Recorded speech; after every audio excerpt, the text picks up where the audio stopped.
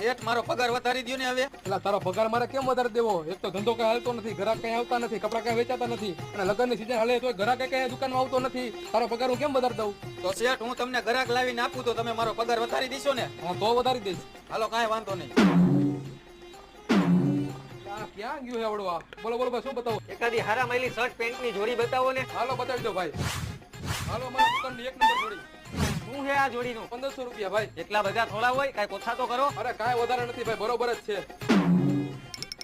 શું હે ભાઈ આ જોડીનું? 1500 રૂપિયા. કેમ તને કેવું પડે મારે? અરે નો હોય ભાઈ, આટલો બધો સસ્તો ભાવ. અહીંયા બાજુની દુકાનમાં તો 2000 રૂપિયા લે આ જોડીના. અરે ભાઈ તમે આટલી બધી સસ્તી જોડી રાખો. એક કામ કરો, આ જોડી મને પેક કરી દો, પૈસા હું ગૂગલ પે કરી દઉં છું. આલી ભાઈ જોડી કરો આમાં ગૂગલ પે. હાલો ભાઈ થઈ ગયું. હાલો શેઠ હવે ઓકે ને? Okay okay. અરે ભાઈ શેઠે બરાબરનો પગાર વધાર્યો હતો. વધારવાનો જોઈને કેટલો વધારી દીશો? 250 આપતો તો ને હવે છે ને 280 આપીશ. 250 ના 280 કર્યા છે.